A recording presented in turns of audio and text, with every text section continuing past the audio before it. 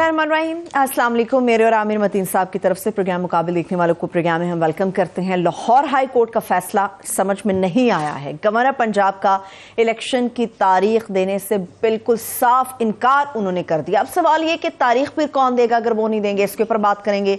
कप्तान का बर वक्त इलेक्शन के लिए आखिरी बार है जेल भरो तहरीक, ये कितना कारगर साबित होगा, इसके ऊपर आमिर साहब का तजिया शामिल करेंगे। इसके साथ साथ मरियम नवाज साहिबा की तंजीम साजी, ऐसा लगता है कि पूरी नून लीग पर भारी है। क्या कैप्टन सफ्दर भी मरियम नवाज के खिलाफ खड़े हो गए हैं? क्या बगावत होने जा रही है? इसके ऊपर आमिर साहब का तजिया शामिल करेंगे। और इसके साथ साथ प्रोग्राम मुकाबिल की ही निशानदेही पर सीडीए प्लॉटों की नीलामी लटक गई है। मैं कहूंगी कि जांच पड़ताल के लिए प्राइवेट इदारे की खिदमात हासिल करने का फैसला भी किया गया है। टीओआर्स क्या होने चाहिए, डेफिनेटली ये आमिर साहब के तजिए में हम जानेंगे। आमिर साहब, सबसे पहले तो हमेशा की तरह बात यह है कि इस्तेहकाम की बात है। इस्तेहकाम कब आएगा? वो इलेक्शन से आएगा। इलेक्शन की तारीख कौन देगा, ये कौन देगा, ये नहीं पता किसी को। ये इस वक्त एक अफरा तफरी का आलम है और उसकी सूरत हाल ये है कि इवन मार्शल लॉ भी जब होता था ना, ये बड़ा क्लियर होता था कि पावर कहाँ से फ्लो करती है। वो अंग्रेजी में वो कहते हैं ना, flows from the barrel of the gun. वो कम से कम ये पता था ये एक बंदूक है, यहाँ से ताकत आ रही है। यहाँ पता ही नहीं चल रहा कि ताकत है किसके बाद इतने मल्टीपल पावर सेंटर्स बन गए हुए हैं। और पार्लियामेंट एक बे इख्तियार अदारा है, उसमें वो कोई उसकी कोई सबसे बड़ी पार्टी उस वक्त मिसिंग है। कोई आपने गौर किया है कि हमारी कवरेज जो होती थी कि आज पार्लियामेंट में ये कह दिया, आज फलाने ने ये कह दिया, आज कमेटियों में ये हो गया, खबरें ख़त्म हो गई, कोई जाता भी नहीं है और रिपोर्ट भी नहीं करता। सिर्फ नाम की पार्लियामेंट रहेगी ना, इररिलेवेंट पार्लियामेंट है और चलाई जा रहे हैं अपनी मर्जी के बाद।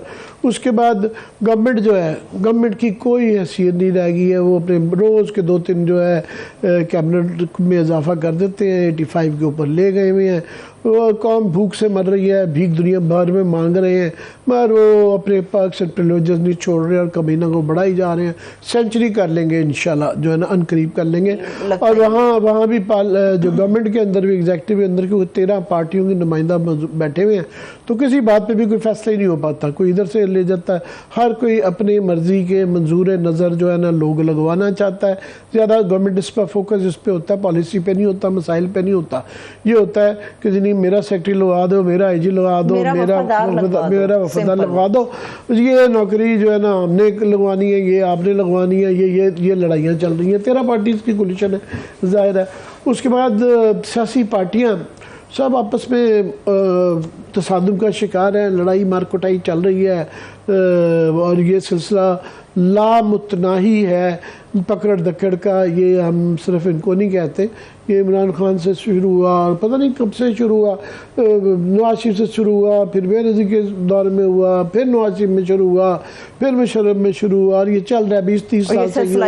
हर दफ़ा ये बदला ख़त्म ही नहीं होता। फिल्मों में ख़ानदानी दुश्मनियाँ देखी जाती थी कि 20-30 साल तक चल रही है। ट्राइबल सोसाइटी एग्जैक्टली जो है आइन के होते हुए और एक जमहूरी ज़िम्मेदार न्यूक्लियर कंट्री के होते हुए हम बिल्कुल, हमारी एक कबायली सोच है, कबायली तरीके से मुल्क को चलाया जा रहा है। दूसरा ये है कि इदारों का रोल बड़ा ही मुबहम है। ये नहीं पता चलता कि वो हैं नहीं हैं, किसके साथ हैं, कितने एक्टिव हैं, कितने इनएक्टिव हैं, ये बिल्कुल अभी वो नहीं आता।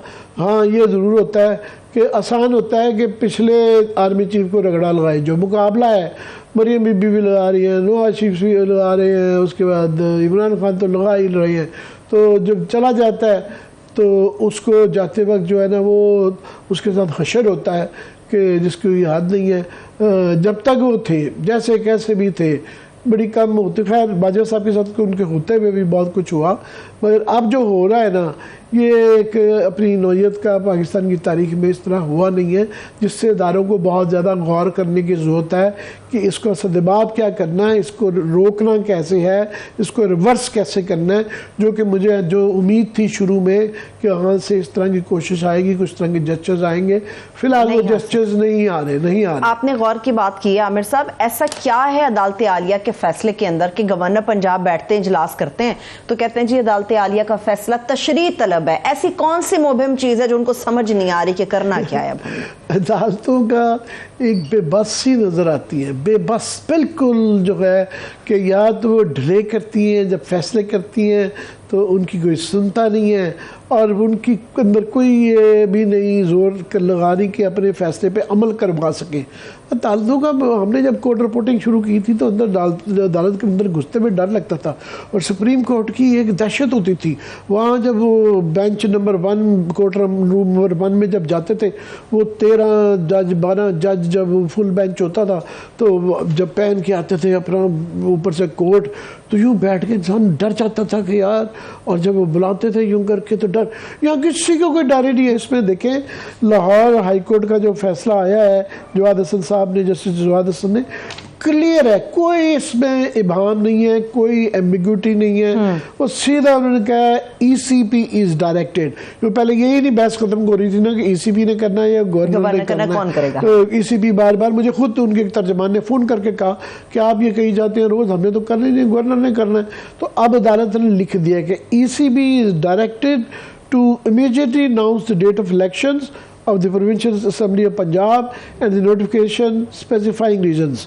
कि उनका जी फौरी तौर पे जो है ना ECP इलेक्शन की डेट का अनाउंस करे after consultation with the governor, जो कई दफ़ा कंसल्टेशन हो चुकी हुई हैं, because the constitutional proviso to ensure that the election are held no later than 90 days से आगे नहीं जा सकता। और ये आपको पता है आज तकरीबन वो जो डेट गुजरनी थी जिसके बाद इलेक्शन शेड्यूल आना था, 2 दिन की वायलेशन हो चुकी है, 2 से 3 दिन की वायलेशन हो चुकी है। और ये बड़े मज़ेदार किस्म के जो आपने भी पूछा है कि गवर्नर साहब क्या कह रहे हैं। हाँ। वो कह रहे हैं कि जो है मुझे समझ नहीं आ रही है कि क्या इलेक्शन कमीशन की तारीख से मुतल्लिक़ हुकूमत की तशरीह के लिए अदालत जाऊंगा, जो है अभी समझ नहीं आ रही मुझे क्या है। पंजाब असेंबली तहरील मैंने नहीं की, पहली तो ये बात है, तारीख नहीं दूंगा। पहले तो ये है कि तशरीह के लिए जाऊंगा। उनको समझ, ये इसमें 3 लाइनें जो मैंने अंग्रेज़ी में पढ़ी हैं जस्टिस जवाद की, इसमें कोई भाव नहीं है, मगर वो ये याद रहे कि बलीगर रहमान साहब ये वज़ीर तालीम रहे हुए हैं, सो कॉल्ड पढ़े लिखे आदमी हैं। अब वो जब ये कहेंगे कि इसके बाद भी वो कोई मीटिंग करनी है और इसके बाद भी वो तशरीह मांगेंगे, तशरीह मांगेंगे, तो ये एक मजाक है। उसके बाद उनका जी उनकी एक जो बहस के जो बहाना ले रहे हैं कि पंजाब असेंबली तहलील मैंने नहीं की, ना ही आइन मुझे इंतखाबात की तारीख के लिए मजाज ठहराता है, जी, जो है जी। मजाज ठहराता है, तो वाकई आज अदालत ने कहा है कि ECP को करना चाहिए फौरी तौर पर, लेकिन वो कहते हैं कंसल्टेशन करना नहीं, कंसल्टेशन उनसे करें। आज ये बड़ा क्लियरली लाहौर हाई कोर्ट का फैसला आ गया है, मगर कि उन्होंने ये जो कहते हैं ना पंजाब असेंबली की तहलील मैंने नहीं की, होता यह है कि आपके पास जब चीफ मिनिस्टर तहलील करता है तो या फ़ौरन एक्सेप्ट कर लेते हैं या चंद दिनों के अंदर वो खुद ही तहलील हो जाती है। ठीक है। अच्छा, वो कहते हैं जी मैंने नहीं की तहलील, मगर मैंने उसी दिन जो है केयर टेकर गवर्नमेंट बना दी। एक तरफ आप आइन की बात करते हैं, एक तरफ आप अपनी मर्जी करते हैं। अगर आपने वो नहीं, आपने कहा मैंने तहलील नहीं की, तो आप फिर उस दिन के टेकर गवर्नमेंट क्यों बनाते? चलिए इस सवाल का जवाब और इस चीज़ों के ऊपर असद उमर साहब इस वक्त सेक्रेटरी जनरल है, तहरीक इंसाफ के सीनियर रहनुमा हैं। बहुत शुक्रिया, thank you so much Asad Umar साहब प्रोग्राम मुकाबले में हमें ज्वाइन करने के लिए। जी thank you for joining us Asad. हमें ये नहीं समझ आ रहा कि इलेक्शन कमीशन, गवर्नर, गवर्नमेंट सब नज़र आ रहा है कि कोई अदालत के फैसले को मानने के लिए तैयार नहीं है, और अदालतों में के फैसलों में भी ताख़ीर हुई। मैं समझता हूँ ये महीना ज़ाया नहीं होना चाहिए था, और अभी भी अमल दरामद नहीं हो रहा। तो ये इस सूरत हाल में जबकि इदारों की ना सुनी जा रही हो, तो आपके पास क्या चॉइसेस हैं? हम देखिए जी, पहली तो जरा समझ लें कि इस वक्त हो क्या रहा है। आइन के अंदर जो लिखा हुआ है वो उसमें कोई इबाहम ही नहीं है। जैसे अभी आप भी तबसरा कर रहे थे, तारीख देनी है, चले हम अदालत जाना पड़ गया। अदालत ने एक बिल्कुल वाज़ेह फैसला दे दिया और उन्होंने कहा कि फौरी तौर के ऊपर इसके ऊपर अमल किया जाए। और अदालत के जहन के अंदर कितनी अर्जेंसी थी या कितनी इसकी वक्त की अहमियत थी कि जुमे की शाम लेट बैठ के रात को उन्होंने फैसला लिखा अपना। तो इन्होंने सबसे पहले तो फौरी ये काम किया कि उसमें जो कहा था कि आप मुशावरत से करें गवर्नर की, तो हफ्ते को नहीं, इतवार को नहीं, पीर को नहीं, मंगल जाके उन्होंने मुलाकात की है। अब ये सारा तरीकेकार ढूंढा जा रहा है कि किस तरीके से आइन तोड़ के हमें इमरान खान के मुकाबले से बचा जाए। अब वो उसके अंदर दीवार क्या नजर आ रही है? दीवार नजर आ रही है अदलिया। आइन दीवार बनता है और अदलिया का दिफा, और आइन का दिफा अदलिया ने करना है। तो कल से आपने देखा है भरपूर मुहिम शुरू हुई है और अदलिया के ऊपर अटैक शुरू हुआ है। तो मेरी ट्वीटें उठा के देख लें, पिछले 2-3 हफ्ते पहले से मैं आपको बता रहा हूं, जो भी आइन में यकीन रखता है, जमहूरियत में यकीन रखता है, उसको कोई शक नहीं होना चाहिए इस वक्त पाकिस्तान का आइन खतरे में है और पूरा इरादा है इनका कि आइन, पाकिस्तान के आइन को तोड़ने का। मगर असद, मुझे एक इसमें जो अचंभे की बात ये लगती है कि हमने माजी में ये देखा है कि जो अटैक किया जाता है असम्बलियों के ऊपर, अदालतों के ऊपर जो ज़्यादा तोहमत लगाई जाती है या तनकीद की जाती है, वो अक्सर अपोजिशन नाला होती है, जो जिसको कुछ गुस्सा होता है उनकी तरफ से आती है। ये एक नई बात है कि गवर्नमेंट ऑफ द डे जो है वो अटैक कर रही है अदालतों पे। हालांकि असूली तौर पे ये तीनों पिलर जो हैं, जुडिशरी का, पार्लियामेंट, एग्जेक्टिव जो हैं, ये एक तिकोन है जिसके ऊपर रियासत खड़ी है। ये मुझे ज़रा समझाएं, ये क्या हो रहा है? वो मैंने आपको वजह बताई ना उसकी क्या है। वो जो तिकोन है, उस तिकोन के अंदर एक जो बुनियादी उसका मफरूजा है वो ये है कि सब के सब जो है वो आइन के तहत जिंदगी गुजारने के लिए तैयार हो। यहाँ पे उनके साथ मसला ये खड़ा हो गया है कि अगर आइन के तहत वो अपने फैसले करें और जिंदगी गुजारने को तैयार हो तो फिर तो इलेक्शन कराना पड़ता है, और इलेक्शन जब कराना पड़ता है तो इमरान खान का मुकाबला करना पड़ता है। वो ये करने को तैयार नहीं है, वो उनको सियासी मौत नजर आ रही है। तो वो कह रहे हैं कि अपनी सियासी मौत से बचने के लिए वो अगर आइन भी तोड़ना पड़े तो आइन को भी तोड़ दिया जाए। दूसरी चीज मैं आपको बताऊं कि इसके अंदर अदलिया के ऊपर जो हमला किया जा रहा है, एक और भी उसकी वजह साथ इसके मिल गई है। ये जो सारा रजीम चेंज ऑपरेशन किया गया, मुख्तलिफ उसके जो पार्टनर थे, मुख्तलिफ उनके अहदाफ थे, लेकिन ये जो पीडीएम वाले थे, इनका एक बुनियादी नुक्ता ये था कि नैब के कानून जो हैं, उनके केसेस जो हैं वो आखिर तक पहुंच रहे थे, वो मंतकी अंजाम तक पहुंच रहे थे। तो उस गिरफ्त से निकलने के लिए कानून बदला नैब का और अपने सैकड़ों अरबों रुपए के केस माफ करा दिए। अब वो नैब का केस जो है वो सुप्रीम कोर्ट के सामने लगा हुआ है और वो भी फेनल्टी पे पहुंचने वाला है। इनको खतरा ये है कि वो अदालत जो है उस कानून को आइन से मुतसादम ना करार दे। तो ये सारा दबाव बढ़ाया जा रहा है कि किसी तरीके से अदालत को अपना काम करने से रोका जाए, दबाव डाल के, खतरा पैदा करके। ये अब आपकी असद जो पकड़ धकड़ जारी है, तो आपने एक जेल भरो तहरीक का ऐलान किया है, तो ये समझाएं हमें कि ये हुकूमत के ख़िलाफ़ है, इस्टेब्लिशमेंट के ख़िलाफ़ है, इलेक्शन कमीशन के ख़िलाफ़ है, और क्या ये जब आप लोग सारे, आपने खुद फरमाया कि मैं भी जेल में, क़यादत जाएगी अब, तो लेट्स से कि अब इलेक्शन, क्योंकि अदालत ने कह दिया कि ज़्यादा देर तक वो लटका नहीं सकते हैं, तो अगर आप लोग जेल में ही जाके बैठ गए तो फिर इलेक्शन की क़यादत कौन करेगा? वो शेख रशीद साहब क्योंकि जेल से बैठे खत लिख रहे हैं कि जी मेरा इंतखाबी निशान जो है ना, कलम दुआद रखिएगा, तरला ही कर रहे हैं बैठे। तो ये आप समझते हैं कि ये समझदार फलसफा है? अच्छा जी, ये अगर आइन के ऊपर अमल दरामद हो रहा है और इलेक्शन की तरफ हम जा रहे हैं, जैसा मेरा आज भी यकीन है कि इंशाल्लाह ताला इनको जाना पड़ेगा, इनको चाहे घसीट के ले जाना पड़े लेकिन ले जाएंगे अब इलेक्शन के लिए, तो फिर तो आपको इसकी जरूरत नहीं है। लेकिन अगर आइन पर अमल दरामद खत्म हो गया, अगर वाज़ेह तरीके से आइन को तोड़ा जा रहा है, इलेक्शन गैर आईनी तरीके से रोका जा रहा है, तो हमारे पास फिर मुदाफ़अत ही करनी है ना। मुदाफ़अत करने के लिए आप बहुत बड़े बड़े जलसे जुलूस करके और रियासत के साथ मुतसादम हो सकते हैं, या आप एक पीसफुल रजिस्टर, पुरअमन मुदाफ़अत कर सकते हैं। और पुरअमन मुदाफ़अत के लिए मुशावरत करके ये फैसला हुआ कि ये तरीक़ाकार जो है वो बेहतरीन है कि जेल भरो तहरीक की जाए। जब इलेक्शन ही कोई नहीं है तो कौन से इलेक्शन की निगरानी करानी है? तो हमने कम से कम ये दिखाना है कि हम इस आइन के दिफा के लिए, इस जमहूरियत के दिफा के लिए हम अपनी जाती कुर्बानी भी देने को तैयार हैं, और उसके लिए जेल जाना पड़े तो जेल भी जाने के लिए तैयार हैं। सही है, लेकिन असद उमर साहब, आप लोगों के जो करोड़ों फॉलोअर्स इस वक्त खान साहब के साथ हैं या आप लोगों के साथ सड़कों पर निकलने के लिए, तहरीक में शामिल होकर जेलों में जाने के लिए तैयार हैं, सबका सवाल यही है कि तहरीक का ऐलान तो हो गया, शुरू कब होगी? अभी आप फवाद चौधरी साहब, हमाद अजहर साहब जब मीडिया टॉक कर रहे थे जमान पाक के बारे, तो आपने कहा था कि जी आइन से इनहराफ किया गया तो जेल भरो तहरीक शुरू हो जाएगी।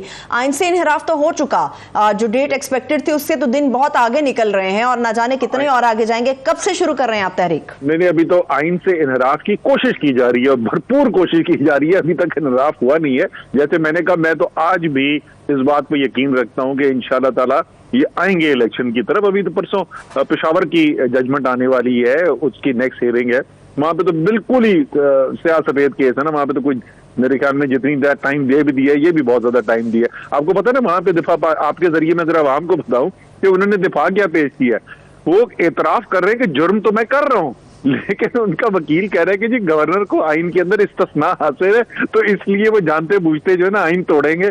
उनकी गलतफहमी तो दूर कर दी है इलेक्शन इन्होंने, अदालत ने, हाई कोर्ट ने।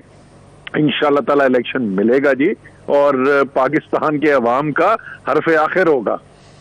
पर ये एक नई असद रवायत कायम हो गई है कि जो हमारे यहाँ बड़े कामी किसी मुल्क में मैंने सुना है, केयर टेकर गवर्नमेंट, निगरान हुकूमत की जाती है कि ताकि उसके पीछे स्पिरिट ये थी कि एक दूसरे पे इल्ज़ाम ना लगाया जाए कि जी फेवर कर रहे हैं एक पार्टी को या दूसरी को। तो अभी जो सूरत हाल है ख़ासतौर पे पंजाब में, जिस तरह के से तबादले और तरक्कियाँ, पोस्टिंग्स, ट्रांसफ़र्स हो रही हैं, वो क्लियरली नज़र आ रहे हैं कि वो वन साइडेड हैं और वो एक एजेंडे के तहत हैं। एक ना तो आपकी तरफ से कोई मुझे उसके ऊपर कोई बहुत ज़्यादा मज़ाहमत नज़र आ रही है, अदालतें जो हैं वो भी उसके ऊपर इतना कोई कमेंट मैंने नहीं देखा, और सबसे इम्पोर्टेंट जिसका ये काम है वो इलेक्शन कमीशन का काम है कि उसका वो गवर्नमेंट केयर टेकर के अंदर वर्चुअली वो इलेक्शन कमीशन चलाता है। वो जो केयर टेकर गवर्नमेंट होती है, जैसी मेरी अंडरस्टैंडिंग है, वो सिर्फ फैसिलिटेटर होती है। बिल्कुल ऐसा ही है जी, और यही रोल है केयर टेकर गवर्नमेंट का कि वो तो जो बहुत जरूरी डे टू डे मामलात है सिर्फ उसके अंदर उसने काम करना है, लेकिन और जिम्मेदारी सारी की सारी जो है वो इलेक्शन कमीशन के पास होती है। लेकिन इलेक्शन कमीशन ने तो जिस वक्त वजीर आला का इंतखाब किया था, वो उसी वक्त पता चल गया था कि कितनी गैर जानिबदार निगरान हुकूमत बनने वाली है। और आप बिल्कुल ठीक कह रहे, तमाम जिलों के अंदर, तमाम तहसीलों के अंदर आज यही खबर चारों तरफ से हमारे, आजकल तो मेरे पास फोन कॉल ही यही आ रही होती हैं हमारे जो कैंडिडेट्स हैं कि किस तरीके से चुन चुन के वो अफसर लगाए जा रहे हैं जो बिल्कुल जानिबदार है। लेकिन आपने कहा कि उसका कुछ कर नहीं रहे, उसके खिलाफ भी पिटीशन हाई कोर्ट के अंदर फाइल कर दी गई है, कल ही मैंने उसके दस्तखत किए थे।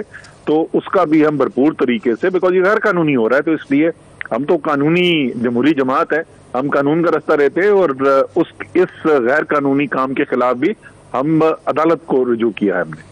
असद, एक बड़ी मज़ेदार एक बहस है जो कि एकेडमिक भी है, सियासी भी है, वो ये है कि क्योंकि अगर आप लोग ये इलेक्शन हो जाते हैं और अगर आप लोग गवर्नमेंट दोनों सूबों में केपी में भी और पंजाब में भी जीत जाते हैं, तो उसके बाद अगले नेशनल इलेक्शन में अगर वो बाद में होते हैं तो वहाँ के टेकर गवर्नमेंट नहीं होगी, आप लोगों की गवर्नमेंट होगी, जिससे यही सबसे बड़ा ख़तरा है जिसकी वजह से ये सारे रोड़े अटकाए जा रहे हैं। तो ये मेरा तासुर नहीं है, सभी का यही तासुर है। तो ये बहस आज मलिक साहब ने भी आज कहा है और भी लोग ये कह रहे हैं कि जनाब ये फिर आप दरमियानी रास्ता निकालें कि केयर टेकर गवर्नमेंट को एक्सटेंड करें कि यही केयर टेकर गवर्नमेंट रहे अगले इलेक्शन तक, नेशनल असम्बली तक भी, जो जब तक हो तो यही केयर टेकर गवर्नमेंट रहे, क्योंकि इलेक्शन की फेयरनेस के ऊपर एतराज़ होगा अगर वो पीटीआई की सूबों के अंदर गवर्नमेंट होगी। और इस वक्त पीडीएम की जो वफाक में गवर्नमेंट है जिसके नीचे हम सूबों में इलेक्शन लड़ने को तैयार हैं, उसके बारे में क्या ख्याल है? ऐसा करते हैं, इनके साथ हम बातचीत कर लेते। इस वक्त फौरी तौर के ऊपर वो तहलील करें कौमी असेंबली और केयर टेकर कैबिनेट वहां पर लेके आए, और साथ ही इलेक्शन की तारीख का भी हम एग्रीमेंट कर लेते, एक ही साथ इलेक्शन कराए। यही तो हम तो समझाने की कोशिश कर रहे थे कि अल्लाह के बंदो, जिस वक्त नीचे हमारी हुकूमत आ जाएगी, तुम्हारे एमएनए ने तो बांगे मारनी है कि तुमने तो मरवा दिया, वो मुकाबला कैसे करेंगे? तो इसका हल जो है वो आइन के अंदर मौजूद है, इसका हल आइन तोड़ने के अंदर नहीं है। इलेक्शन की तारीख का अनाउंस करें, बातचीत करना चाहते हैं तारीख के लिए आए, साथ बैठ जाए, हम तारीख के ऊपर भी एग्रीमेंट कर लेते, इलेक्शन कराएं, सूबे और वफाक दोनों में एक साथ इलेक्शन हो। मेरे ख्याल में तो बड़ा अच्छा आइडिया है। आजकल ये बहुत ज़्यादा बयानियाँ जोर पकड़ रहा है नून लीग की तरफ से, और मरियम बीबी बार बार हर जलसे में यही कह रही हैं कि ये जो महंगाई के मामलात हैं ये खान साहब का तोहफा है, पीटीआई की वजह से है, खान साहब का तोहफा है। तो वहाँ ये ज़ाहिर है हर कोई सवाल करता है कि अगर उनका तोहफा है तो आपको किसने कहा था कि ये गवर्नमेंट ले ले?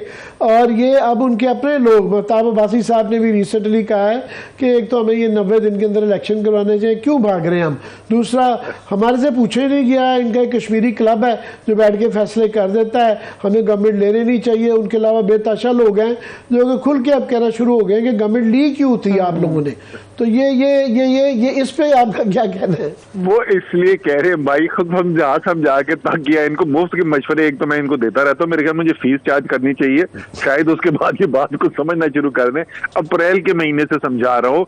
ओ भाई, मेरा बतौर सेक्रेटरी जनरल तहरीके इंसाफ मुझे तो बहुत सूट करता है कि ये हुकूमत करें। जितनी हुकूमत करते रहेंगे उतना इनका सियासी बेड़ा गर्क होता जाना है और उतना तहरीके इंसाफ मजबूत होती जा रही है, लेकिन मुल्क का साथ तबाही हो रही है। तो अभी भी वक्त, अच्छा इन्होंने जिस वक्त पहले किया ना, उन्होंने कहा जी अब तो मुश्किल फैसले कर लिए, अब वो क्यों करेंगे? उस वक्त मैंने समझाया था 4 महीने बाद इससे भी खराब हालात होंगे। मैं फिर यही कह रहा हूं कि अगर ये समझते हैं ना कि इस वक्त सबसे ज्यादा खराब हालात हो गए और अगले 4 महीने बाद कोई बेहतर हो जाएंगे, अगले 4 महीने बाद इससे भी ज्यादा खराब हालात होंगे।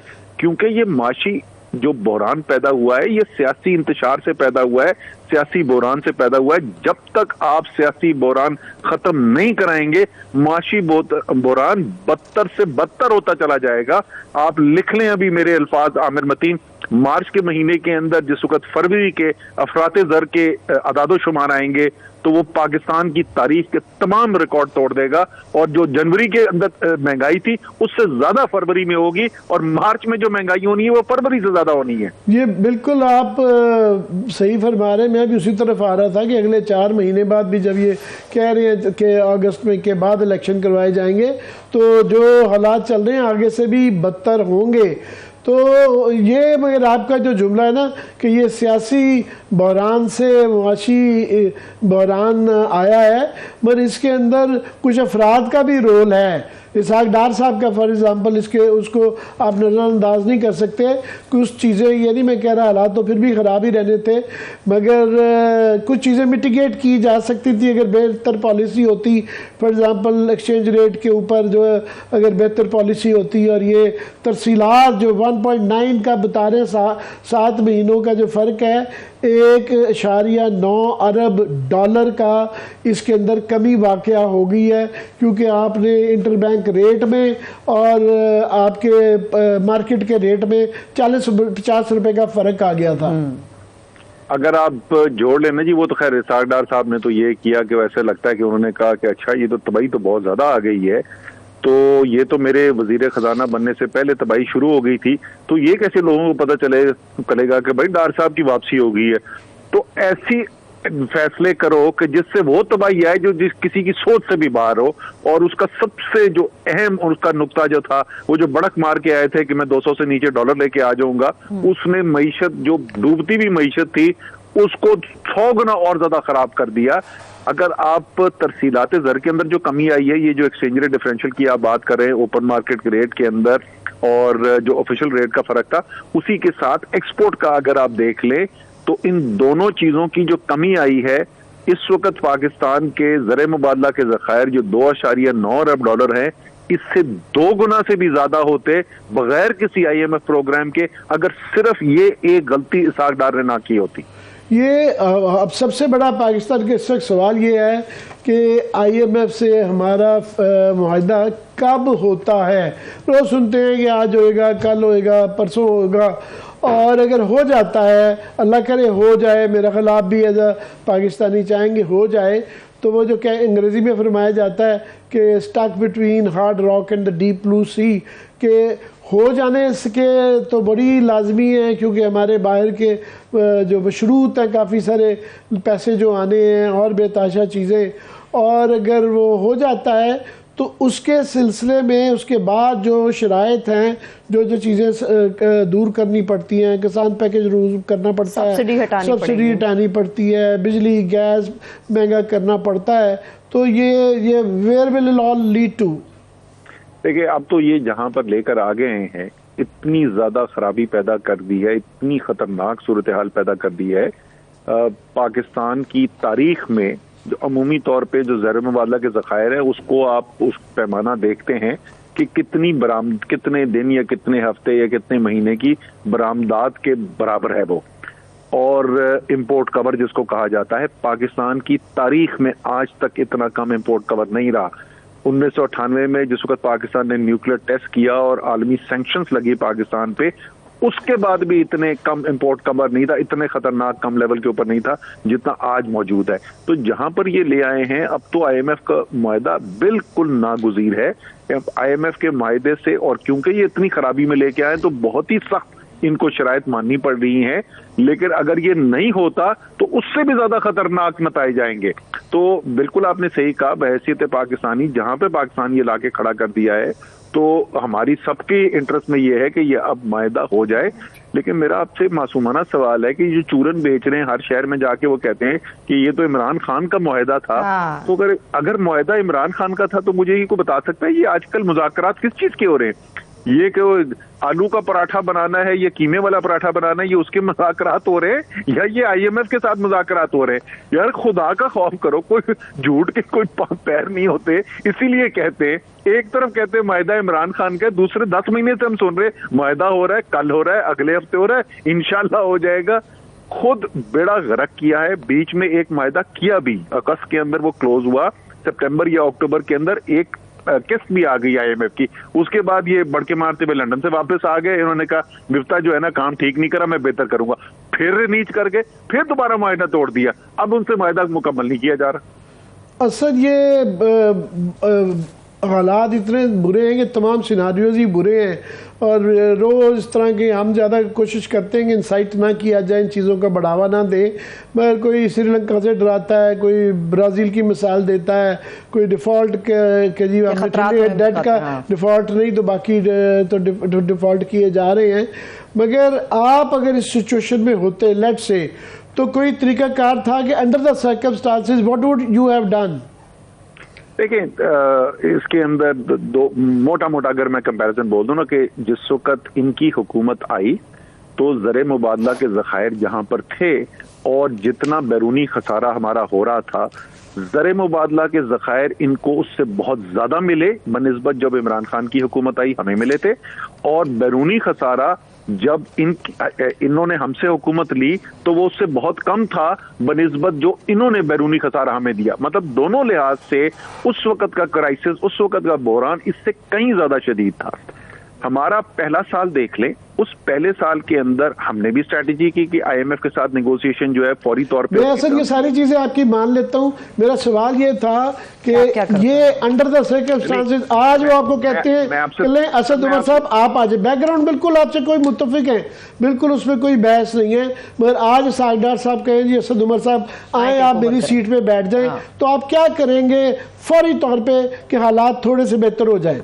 देखिए, फौरी तौर के ऊपर जो है शौकत तरीन जिस वक्त इसाकडार की सीट पर बैठेंगे तो सबसे पहला काम जो है वो तो IMF का फौरी मुआहदा अगर हमें करना पड़े तो आप करेंगे, ठीक है ना। मैं पहले बोल चुका हूं कि अगर ये भी हो तो इनको भी करना चाहिए, अगर हम होंगे तो हमें भी करना पड़ेगा। ये पहला स्टेप है।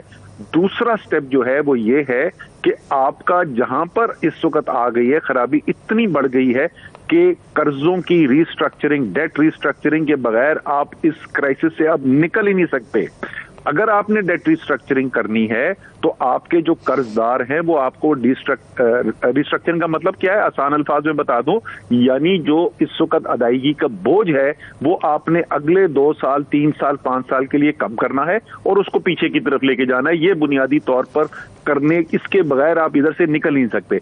जब आप वो कहने के लिए जाएंगे तो कर्जदार जो आपका है वो कहेगा भाई आप पहले जिन गलतियों की वजह से यहां पर आए हैं तो आप वो बुनियादी इस्लाहात करें जिससे हमें यकीन आए कि आप इधर दोबारा नहीं आएंगे, फिर मैं आपके कर्जों की रिस्ट्रक्चरिंग करने के लिए तैयार हूं। वो सिर्फ कौन कर सकता है? वो जो गवर्नमेंट मैंडेट लेके बैठी हुई है अगले कम से कम 4-5 साल हुकूमत करने का, जिसको ये नहीं पता कि 2 महीने बाद हुकूमत में होगा या नहीं होगा, उसके साथ कौन भी डेट रिस्ट्रक्चरिंग की बातचीत करेगा? वो कौन सी बुनियादी इस्लाहात कर सकते हैं? इसीलिए समझा समझा के पागल हो गए भाई। जब तक आप नए मैंडेट की तरफ नहीं जाओगे, इस माशी बहरान का नोबेल लॉरिएट लाके बैठा दें, वो नहीं हल निकाल सकता। वैसे ऑन द लाइटर रोड मैं ये ज़रूर कहूँगा, अब बड़ी खूबसूरती से मैंने कहा था अगर आपको बिठा दें, आपने खूबसूरती से टाल के कह दिया कि शौकत तरीन जब साइडर्स की जगह आएंगे तो इससे 2-3 मतलब मैं निकाल सकता हूँ। एक ये कि आप नहीं चाहेंगे कि इस मुश्किल हालात में खुद पकड़ेंगे, इसकी बागें पकड़ें, और दूसरा ये कि क्योंकि वो जेल जा चुके हैं अब तो उनके क्रीडेंशियल्स बढ़ते हैं, और आपने भी ऐलान कर दिया कि मैंने भी जेल में जाना है। हाँ। तो ये इससे क्या लाइटर वेन में क्या मतलब बहस करें हम? नहीं देखे, वो शौकत तरीन जिस कुर्सी पे बैठे हुए थे उस कुर्सी पे इस वक्त बराजुमान है इसाक डार साहब, इसलिए हम चाहेंगे कि वापस शौकत तरीन उस कुर्सी पे आए। फाइनेंस टीम को वो लीड करते हैं पीटीआई की, और इंशाल्लाह ताला वापस वो उधर ही उसी कुर्सी के ऊपर आएंगे। जहां तक मुश्किल हालात में 2 सबसे बड़े बहरान जो तहरीक इंसाफ की हुकूमत ने फेस किए ना, इंडिया के वो बॉर्डर एक्सकर्जन के अलावा 2 सबसे बड़े हमारे 3.5 साल में, एक जो करंट अकाउंट क्राइसिस हमने इनहेरिट किया था, तो अल्हम्दुलिल्लाह मैं वहां पे बैठा हुआ था उसको डील करने के लिए, और उसके बाद कोविड आया था, उसकी भी लीडरशिप की जिम्मेदारी जो है वो प्राइम मिनिस्टर ने मुझे दी थी। तो बहरान के अंदर जिम्मेदारी उठाने पे कोई कभी एतराज नहीं रहा। सही है, ठीक है, मैं भी थोड़ा गुफ्तगू को लाइटर कर देती हूँ। असद उमर साहब, अभी शौकत तरीन साहब क्या बात कर रहे थे, उनको वापस डार साहब की जगह पे लाके बिठाएंगे, उन पे तो इल्जामात ही बड़े संगीन किस्म के लगा के उन्हें जेल के अंदर डाल दिया गया है, उसके बावजूद भी क्या वापस आएंगे तो उनको उनकी सीट पे बिठाएंगे आप? नहीं, अभी जेल गए नहीं है, जेल भेजने की ख्वाहिश है उनको, लेकिन गए नहीं है, इंशाल्लाह ताला जाएंगे भी नहीं। देखें, वो मज़ा का खेज है वो इल्जामात जो हैं। उन्होंने क्या कहा था? उन्होंने ये कहा था कि IMF को और कौम को, IMF को नहीं, हुकूमत को, वफाकी हुकूमत को लिख कर ये बताओ कि जो तुम माहिदा करने के लिए हमें कह रहे हो ना, और ये कह रहे हो इतने बड़े बड़े सूबाई सरप्लस हम करेंगे, ये वैसे भी मुमकिन नहीं था, और अब सैलाब आने के बाद तो बिल्कुल ही नामुमकिन है। अब तो हमारी हुकूमत नहीं है ना, जरा रिजर्व आप उठा के देख लें, सरप्लस इस वक्त प्रोविंसेस कितना रन कर रहे हैं। क्या शौकत तरीन सच्चा साबित हुआ कि नहीं हुआ? क्या वो गलत था जिसने ये कहा कि सच्चाई बोलो, या वो ठीक थे जिन्होंने झूठ बोलकर बात आगे लगाने की कोशिश की और समझे ये कि वो बेवकूफ बना सकते? नतीजा क्या निकला? नतीजा ये निकला कि आज फरवरी के अंदर $2.9 बिलियन के रिजर्व हो गए, और अभी तक IMF से मुआहदा नहीं हो रहा। वो इस एक बुनियादी वजह जिसकी वजह से मुआहदा नहीं हो रहा, उनको इनकी बात का यकीन ही नहीं है। उनको पता है कि ये झूठे फिगर्स बताते हैं। तो शौकत तरीन बेचारा तो सच्चा साबित हुआ। ठीक है, बहुत शुक्रिया, thank you so much. Asad Umar साहब हमारे साथ मौजूद थे, IMF के हवाले से बात कर रहे थे असद उमर साहब। लेकिन आमिर साहब, एक और भी बड़ी बात है, हमारे प्रोग्राम में बात हुई थी कि जी ऑर्डिनेंस नहीं होना चाहिए, पार्लियामेंट के अंदर मामला जाना चाहिए। तो सदर मुमलिकत ने जो मिनी बजट का मामला है, उन्होंने कहा जी पार्लियामेंट के अंदर बिल की सूरत में पेश होना चाहिए, ऑर्डिनेंस की सूरत में नहीं आना चाहिए। वो इस वक्त जाहिर है इतनी कॉन्फ्रंटेशन चल रही है, तो उनसे यही तोक़ा की जाती थी कि वो लेके, और दूसरा ये ऑर्डिनेंस जिस किस्म का लाया जा रहा है, एक मिनी बजट लाया जा रहा है, और बहुत ही वो सख्त है, उसके अंदर जो IMF की शराइत हैं वो बहुत सख्त हैं, तो वो अपने ऊपर एक नहीं लेना चाह रहे कि ये मैंने उन्होंने एक तो सिंबॉलिकली बताया है कि मैंने इससे डिस्टेंस किया है। सो दूसरा, इसमें मेरा ख्याल नुकसान ये होगा गवर्नमेंट का भी और मुल्क का भी, थोड़ा सा मैं समझता हूँ कि डिले होगा।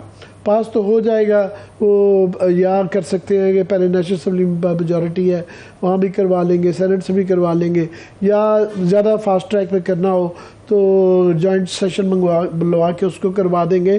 तो जाहिर है इस वक्त उनसे यही उम्मीद की जाती थी कि ऑर्डिनेंस वैसे भी ऑफ कोर्स एक बुरी चीज़, बुरी लेजिस्लेशन होती है, मगर इस वक्त जो टाइमिंग की बात है कि एवरी डे हर एक दिन जो IMF डिले हो रहा है, यहाँ बेयकीनी बढ़ रही है, उससे वो जो बाहर से हमारे दोस्त ममालिक से पैसे आने थे, डोनर से पैसे आने थे, वो रुक रहे हैं। स्टॉक एक्सचेंज हमारा सफ़र कर रहा है, हमारा एक्सचेंज रेट कंट्रोल में नहीं आ रहा। तो ये एक सिलसिला जारी है। पर क्या करें, जब सियासी इतनी खौफनाक किस्म की कन्फ्रंटेशन चल रही हो, अफरा तफरी हो, तो उसका फिर यही नतीजा। चलिए, मैं अभी ब्रेक की तरफ चल रही हूँ, एक ब्रेक ले लेते हैं। अभी हम जब ब्रेक से वापस आएंगे तो आप सब जानते हैं कि मरियम नवाज साहिबा जब पाकिस्तान अभी रिसेंट वापस आई थी तो उन्हें टास्क दिया गया था तंजीम साजी के साथ साथ जो मुकाबला है टक्कर का इमरान खान साहब के साथ, वो मरियम नवाज साहिबा ने करना था। मगर जिस तरह से उनकी जमात अंदर से खोखली हो रही है, ऐसे में खान साहब का मुकाबला किस तरह से मुमकिन हो पाएगा? ब्रेक से वापस आकर इस पर बात करेंगे, हमारे साथ रहिए।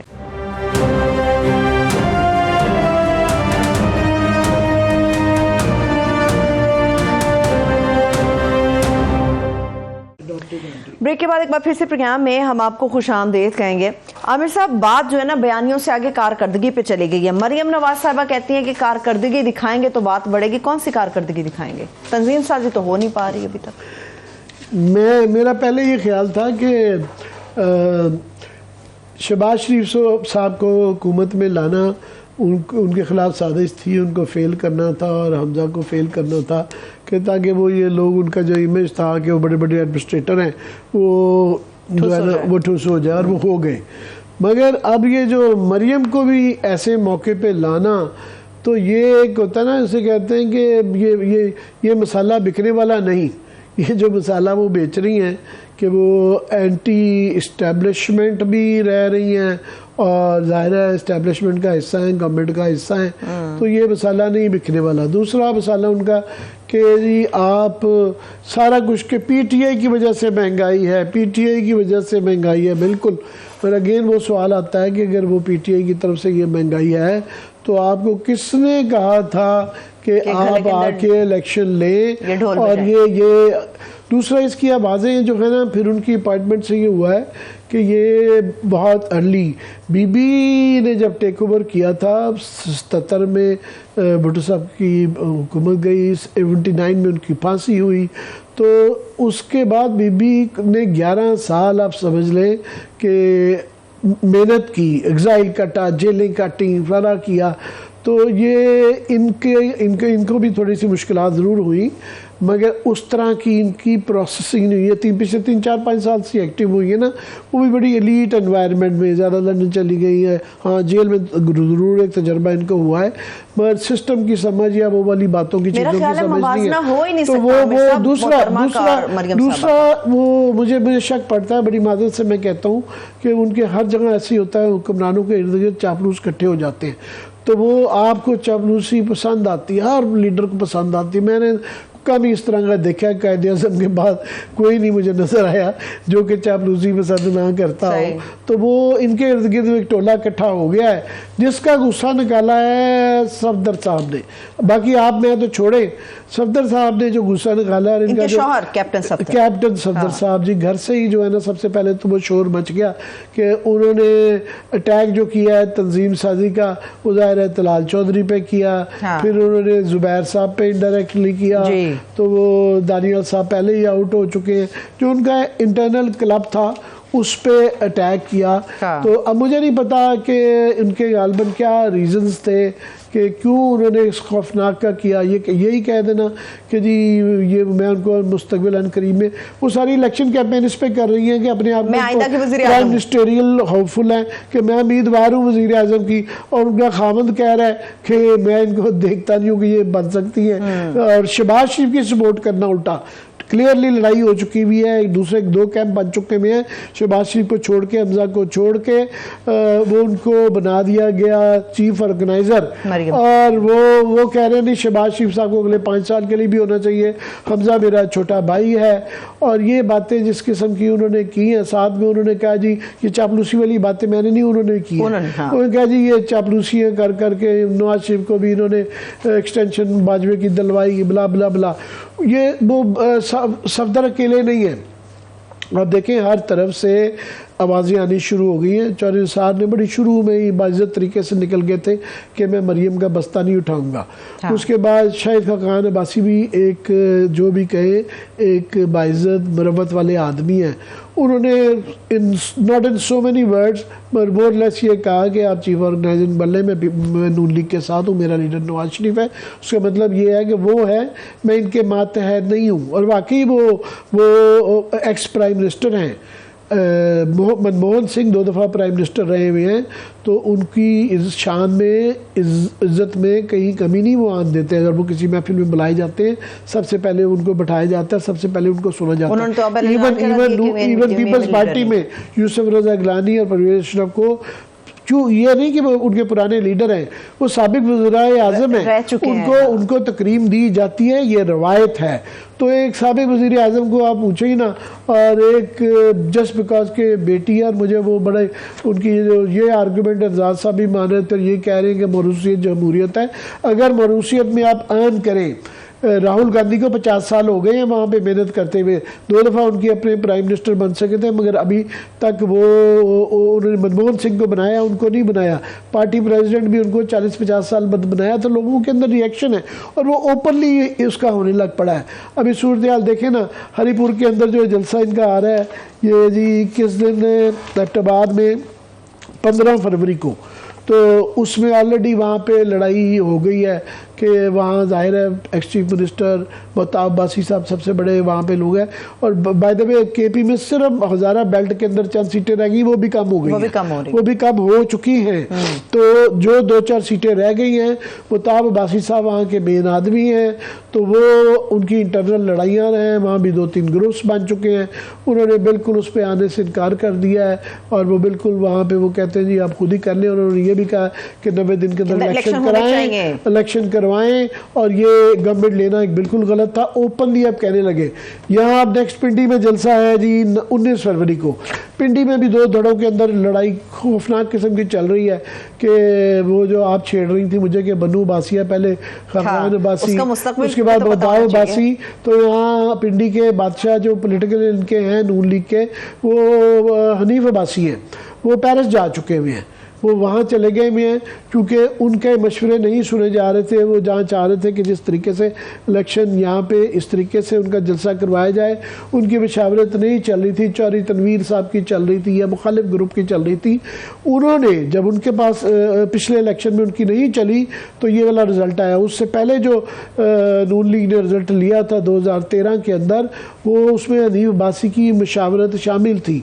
2018 में उनको साइड लाइन कर दिया गया था, इस वजह से पिंडी से वाइप आउट हो गई नून लीग। तो अभी वो कहते हैं ठीक है फिर आपने करना तो आप कर लें।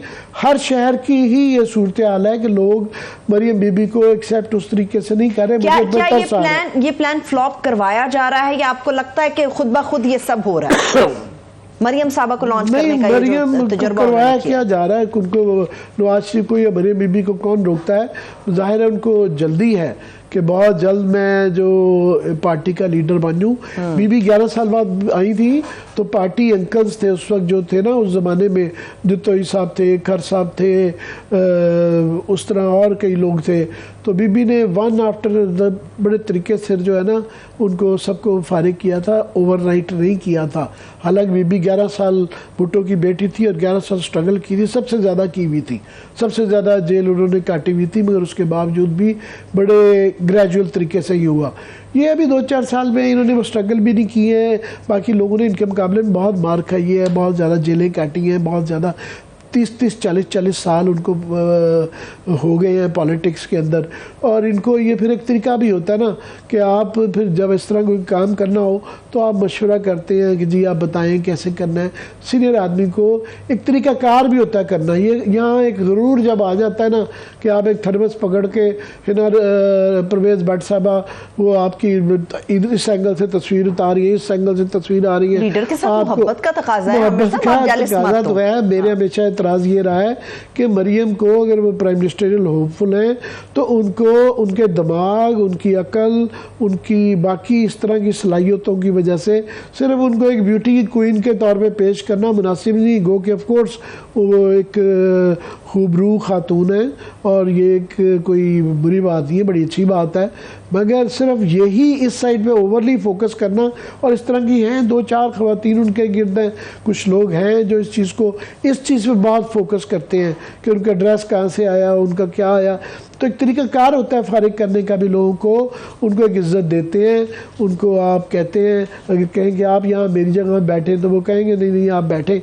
तो काफ़ी लोग लाइन में हैं। हाज आसिफ फॉर एग्ज़ाम्पल, वो एयरपोर्ट पे आई तो वो बस्ता उठा के पीछे चल रहे थे, उनको कोई तकलीफ नहीं है। परवेज़ रशीद जो है वो सबसे ज़्यादा स्पॉइल ही उन्होंने किया है। उन्होंने कहा मैडम बस आपको पता होना चाहिए कि आप नवाज शरीफ की बेटी हैं, बस खत्म।